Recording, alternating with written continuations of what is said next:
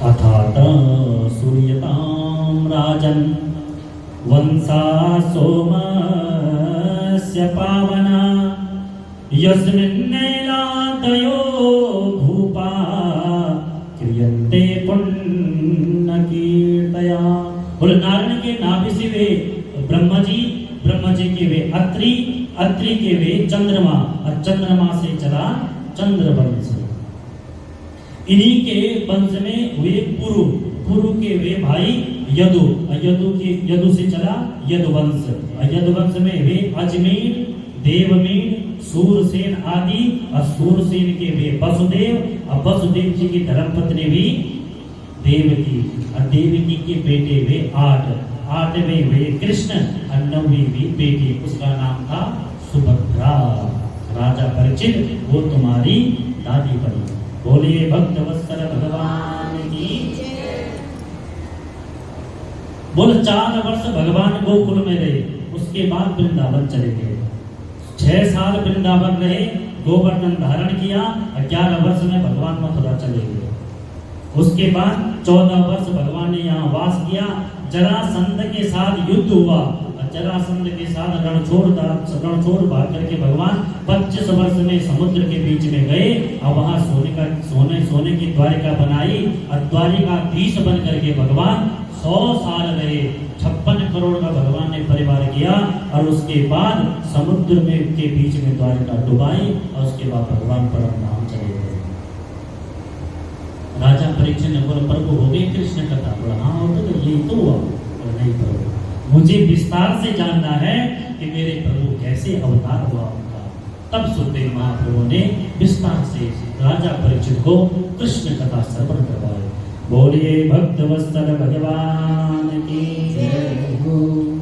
वसुदेव गृहे साक्षात् भगवान पुरुष परा जनिष्यते तत्प्रियार्थं संभवन्तु सुरस्त्रिया। बोलो जिस समय इस धराधाम पे इस पृथ्वी में गौरूप पृथ्वी सारे संत भगवान के पास गए। बोले ब्रह्मा जी उस पृथ्वी पे पुण्य नहीं हुई, अब पाप होने लग गया है, क्या होगा प्रभु? कलविषित प्राणियों का उद्धार कीजिए। ब्रह्मा जी ने कहा चिंता मत करो, भगवान अवतार लेने वाले हैं। तुम सबके सब देवता मथुरा मंडल में जाओ और जितनी भी तुम्हारी धर्म पत्नियां हैं उन सबको किशोरी की सेवा में भेज दो, क्योंकि भगवान अकेले नहीं आएंगे, साक्षात अपनी प्राण वल्लभा श्री राधा रानी को साथ लेकर के आएंगे। सारे देवता मथुरा मंडल में आ गए। इधर मथुरा के राजा हैं उग्रसेन और उग्रसेन का बेटा है कौन? कंस। उग्रसेन राजा बने हैं, लेकिन जब ये कंस दुष्टता की ओर बढ़ा, इसने अपने पिताजी को ही पटका और पिताजी को तो कर दिया जेल में बंद और अपने आप को अब उस राज्य का राजा घोषित कर दिया कि मैं ही राजा हूं। सब लोग बोलने लगे कि ये कितना दुष्ट है, अपने पिताजी को हटा करके अपने आप राजगद्दी पे बैठ रहा है। इसने सोचा कि जनता का विश्वास कैसे जीता जाए।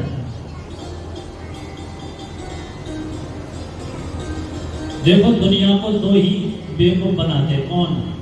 एक नेता, एक अभिनेता। अभिनेता तो आपको 3 घंटे तक बेवकूफ बनाएगा। कितने घंटे? 3। लेकिन नेता हाँ अच्छा चुन दिया तो वाह वाह है, अब बेकार चुन दिया तो फिर तब सर पकड़ के रोते। वो 5 साल तक बेवकूफ बनाता है। इसने भी सोचा कि जनता का विश्वास कैसा जीता जाए। बोला ऐसा करते हैं, सब फ्री कर देते हैं, सब फ्री में रहेंगे तो शायद हम कुर्सी भी बने रहेंगे। बोला फ्री में क्या करें? बोला अब फ्री में मेरी चचेरी बहन है देवकी, इसका विवाह कर देते हैं वसुदेव के साथ।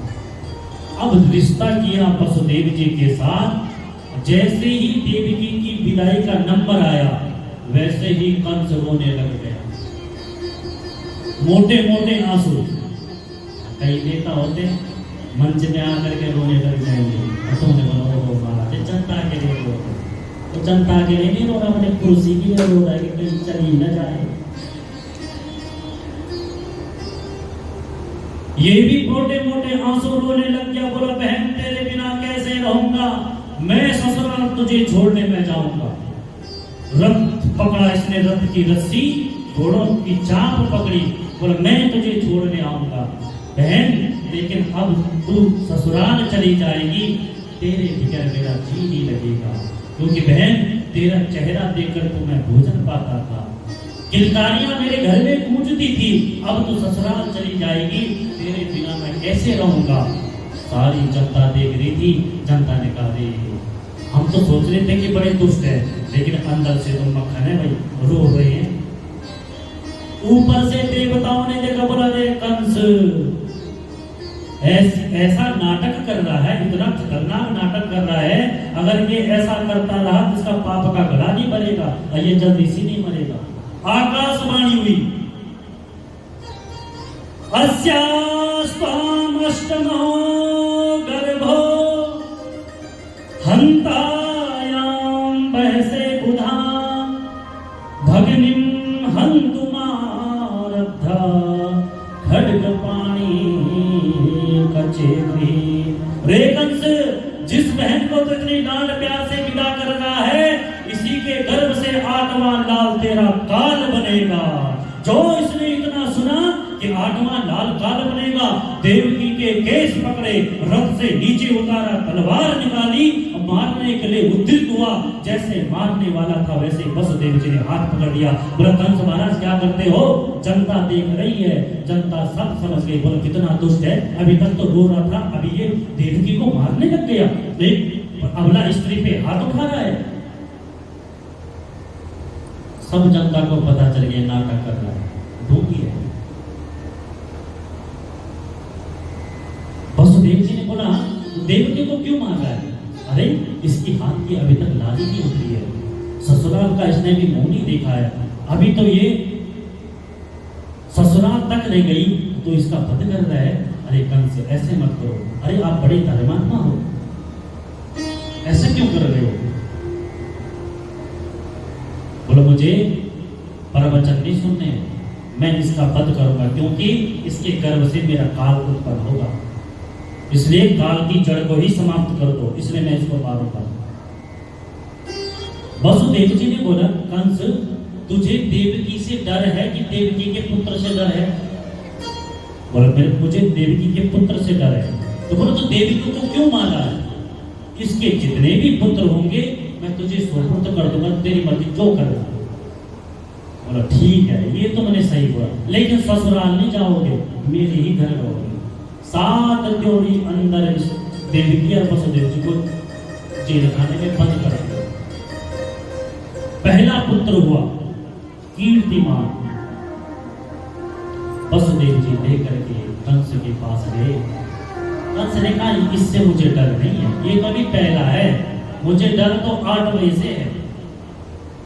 आकाशवाणी ने बोला है कि 8वां लाल काल होगा, ये तो पहला है, ले जाओ। अब ले गया, वापस करवा दिया। इतना ऊपर से नारद जी ने देखा, बोला ओहो इस पापी के हृदय में ऐसी दया आने लग जाएगी, ये मरेगा नहीं जल्दी से। तुरंत नारद जी आए, बोले नारायण नारायण। अरे महाराज ये कौन गए, और बहनों ही है हमारे, क्या लेकर के गए। बोले वो मुझे आकाशवाणी हुई है कि 8वां लाल मेरा काल बनेगा, ये तो पहला बच्चा था तो मैंने वापस कर दिया। बोले तुम मूर्ख हो। बोलो कैसे। तो नारद जी ने एक कमल का पुष्प उठाया, बीजेपी का चुनाव चिन्ह, क्या उठाया, कमल का पुष्प। अब उठाया, बोले महाराज इसमें पंखुड़ियां गिनो, कितनी पंखुड़ियां है। तो कंस गिनने लगे, बोले 1 2 3 4 5 6 7 8। नारद जी ने फिर घुमाया, बोले अब यहां से गिनो, तो 1 2 3 4 5 6 7 8। फिर घुमाया, बोले यहां से गिनो 1 2 3 4 5 6 7 8। जब पहले से गिनवाया तो 8वीं थी, लेकिन जैसे घुमाया तो 8वीं पहली होगी और जो पहली थी वो 8वीं हो गई। और कुछ समझे, बोला हाँ, और कंस पहला बच्चा ही 8वां हो सकता है, इसलिए मार दे। बोला हाँ, ये तुमने ठीक बोला भैया, देवताओं का नीति का कोई भरोसा नहीं है। देखें, मूर्ख और संत दूसरों के बचने से बचते हैं। किसी ने हमें चाबी भर दी कि भाई तेरी सास तो तेरे बारे में बुरा बुरा बोलती है, क्योंकि उसको पता है कि मैं तो अपनी सास के साथ बनती नहीं है, इसकी कैसे बन रही है, इसके घर में कैसे आग लगाई जाए, तो तुम्हें चाबी भरेगा। और देख तेरी सास मेरे से ऐसी बात करती है भाई, और तू बोलती कि तेरी सास से बहुत अच्छी बनती है, तो बहुत अच्छी सेवा करती है। तो जो उसने चाबी भरी, तो अगर विवेक रहा, सत्संग सुना हो, तो तुम्हें पता चल जाएगी कि दरार डाल रही है, तो फिर तो बच जाएगा। और अगर विवेक न रहा, कंस के जैसा अगर मती रही, तो बोला मारने के लिए उद्यत हो जाएगा। कंस ने कहा अच्छा ऐसी बात है, बुलाया पहला पुत्र, पहले बेटे को शिला पे पटका, ऐसे पटकते पटकते कंस ने देवकी के 6 पुत्रों की हत्या कर दी। सप्तम गर्भ में भगवान शेषनाग पधार रहे। भगवान ने योग माया को आदेश दिया, योग माया तुम देवकी के गर्भ का आकर्षण करके और गोकुल में रोहिणी के गर्भ में स्थापित कर देना, और तुम जसोदा की कन्या बन जाना। वसुदेव जी तुम्हें लेकर के मथुरा आएंगे, कंस तुम्हें मारने का प्रयास करेगा, तुम कंस के हाथ से छूटोगी, और उसके बाद तब देखना तुम्हारी पूजा संसार में कैसी होती है।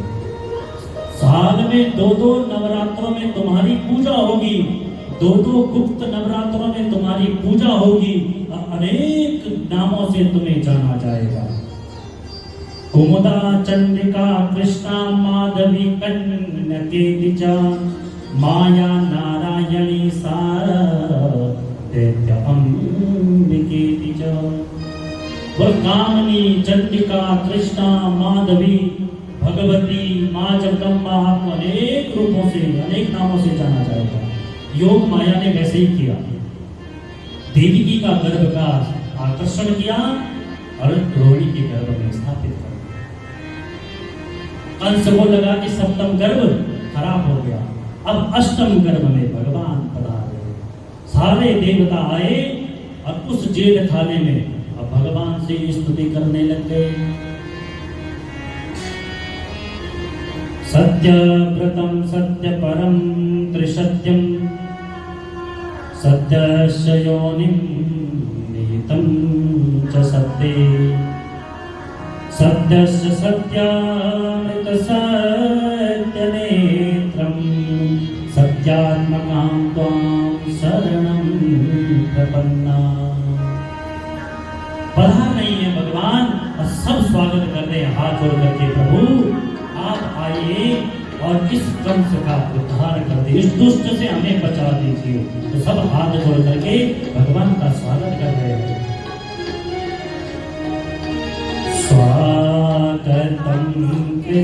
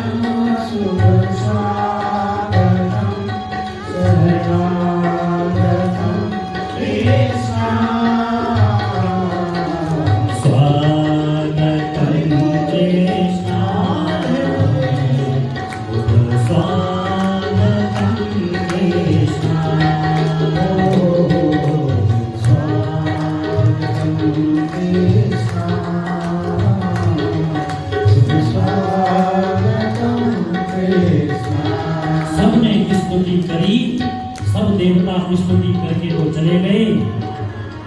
अब देवकी का मुखमंडल तेज से सुशोभित हो गया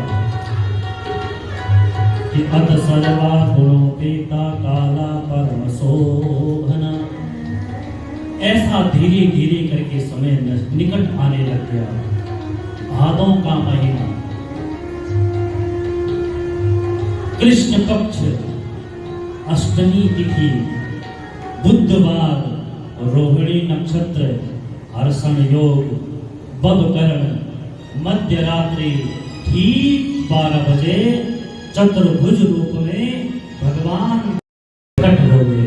बोलिए लक्ष्मी नारायण भगवान की। जैसे ही चतुर्भुज रूप में भगवान मां देवकी और वसुदेव के सामने प्रकट हुए, हाथ जोड़ करके देवकी और वसुदेव प्रार्थना करने लगे, प्रभु वदितो से भगवान साक्षात पुरुषा प्रकृते परा केवलानंद स्वरूपा सर्वबुद्धि।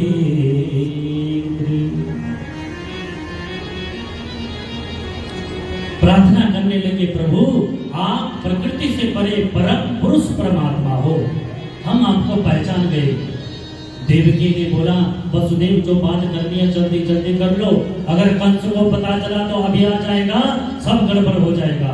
भगवान ने कहा, माँ जब तक मैं चतुर्भुज रूप में खड़ा हूँ तब तक आपका कोई बाल भी बांका नहीं कर सकता। मैं चतुर्भुज रूप में तुम्हारे सामने इसलिए आया क्योंकि मुझे तुमसे कुछ बात करनी है। मैं यहाँ अभी छोटा बालक बनूंगा, उसके बाद आप मुझे यहाँ से गोकुल छोड़ देना और गोकुल में एक कन्या ने जन्म लिया है, उसको लेकर के आप मथुरा मंडल में आ जाना। डरने की कोई बात नहीं, जो कुछ करूंगा सब मैं करूंगा, आप निश्चिंत रहना। और बबूवा प्रकृते शिशु, भगवान तुरंत छोटे से बालक बन गए। लेकिन बबूवा तूष्णी, जब बालक होता है तो क्या करता है, रोता है। लेकिन भगवान यहाँ रोए नहीं, एकदम शांत। बोले शांत क्यों रहे? बोले अगर भगवान यहाँ चिल्ला जाते, रो जाते तो कंस को पता चल जाता और कंस उसी समय आ जाता, सब गड़बड़ हो जाती। इसलिए भगवान तूष्णी बबूवा शांत।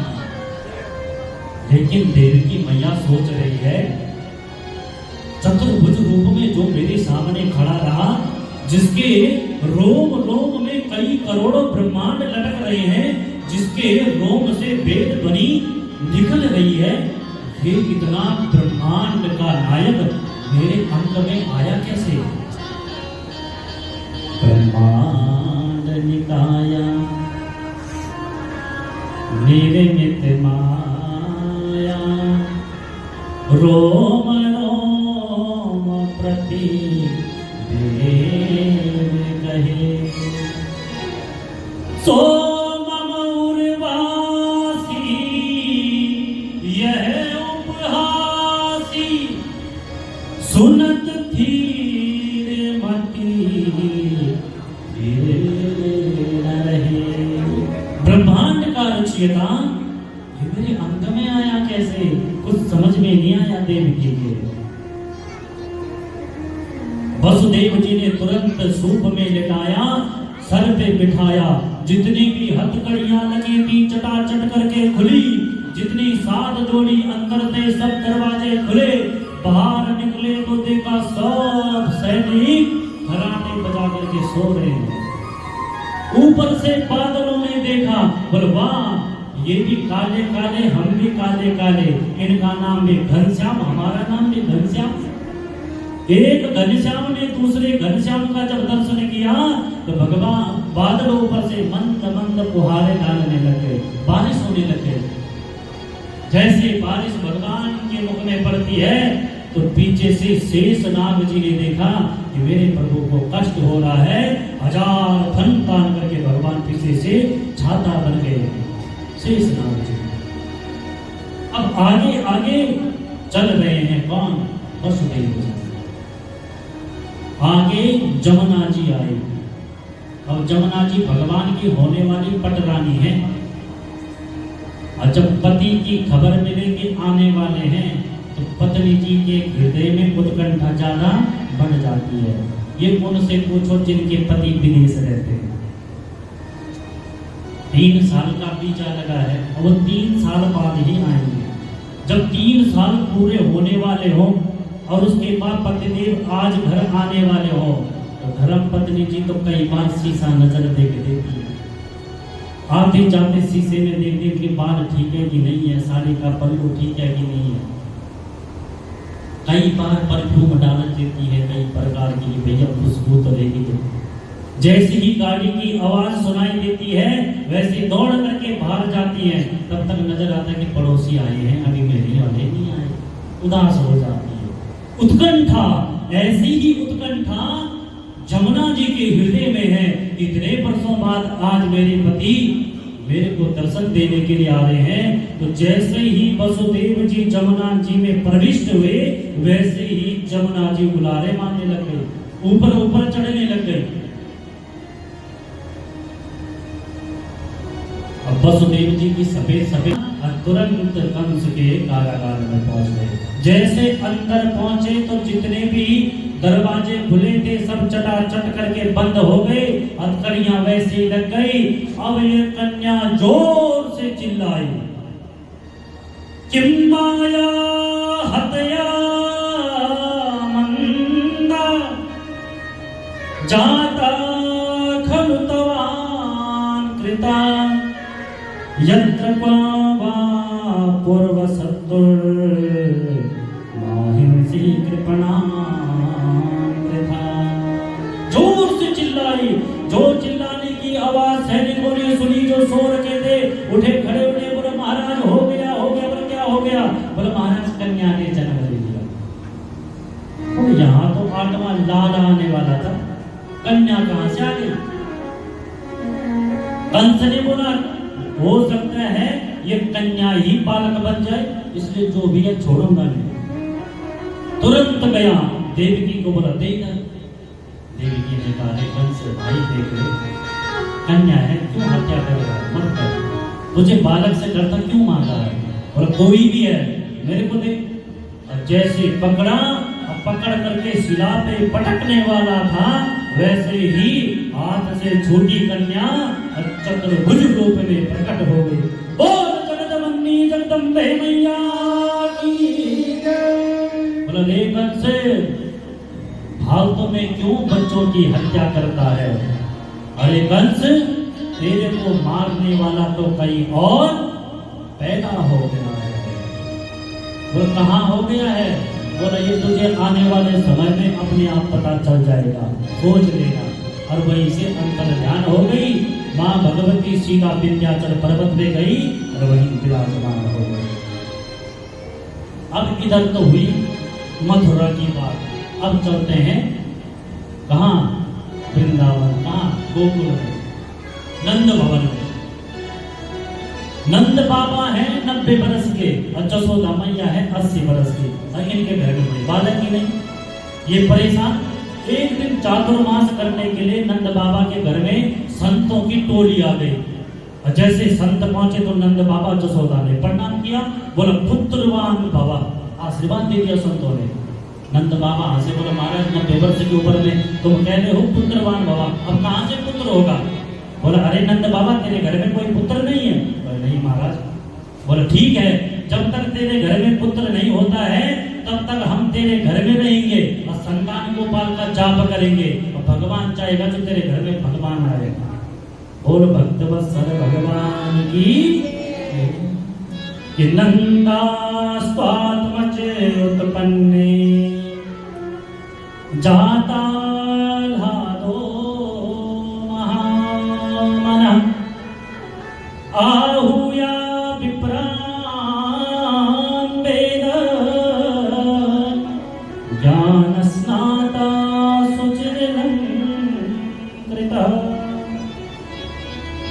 चातुर्मास कर रहे हैं, इधर संत जन खूब संतान गोपाल का पाठ कर रहे हैं, और इधर नंद बाबा खूब रबड़ी छान छान करके संतों की सेवा कर रहे हैं। नंद बाबा के पास कितनी गाय है? 9 लाख।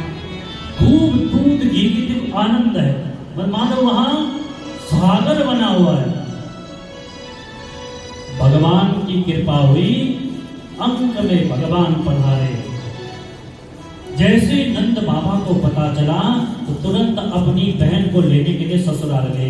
नंद बाबा की बहन का नाम है सुनंदा। बोलो सुनंदा बुआ बनने वाली है, चल मेरे साथ। अब तो सुनंदा बड़ी प्रसन्न हुई, घर में पहुंची तो भाभी निश्चित हो गई कि ननद आ गई है, अब पूरा घर वो ही संभाल लेगी। होती है भाभी निश्चित जिस समय ननद घर में पहुंचे। कौन कौन भाभी होती है निश्चित? ननद के पास पूरा घर छोड़ दे भाई, चिंता नहीं। और भक्तवत्सल भगवान की जय। नंद का मतलब होता है जो सारे जगत को आनंद दे, जगत इति नंदा। और जसोदा का मतलब जो सबको जस दे, यश दे, उसका नाम है जसोदा। और ननद का मतलब जो भाभी को कभी आनंद में ही न रहने दे, उसका नाम है ननद। कोई कोई भाभी होगी किस्मतवान जिसको ननद बहुत बढ़िया मिले मन के अनुसार। नहीं तो भैया सब ये चाहते हैं ननद अपने ससुराल दे, ये ननद कब ससुराल जाए। बोले भक्तवत्सल भगवान की, बड़े भाव से बोलना पड़ेगा। अब जब सुनंदा पहुंच गई तो जसोदा मैया निश्चित हो गई, अब सुनंदा पूरा घर संभालेगी। एक दिन सुनंदा जैसी ही जसोदा मैया का कमरे का दरवाजा बंद करने के लिए गई, सुबह सुबह का टाइम था 4 बजे का। नंद बाबा तो जमुना के कहाँ है? नंद बाबा तो सुबह 4 बजे से भैया जमुना के किनारे पे गए हैं, पेड़ के नीचे बैठे हैं चौंतरे पे, अल्लाह के वहां के अभी तो हुआ नहीं, आगे का पता नहीं। सुनंदा दौड़ दौड़ करके गई, बोले भैया बहुत अच्छी खुशखबरी है। बोले क्या? और पहले मुझे क्या दोगे? बोले देख, जो फेस 3 में फ्लैट है ना वो तेरे नाम, बता कौन सी खुशखबरी है?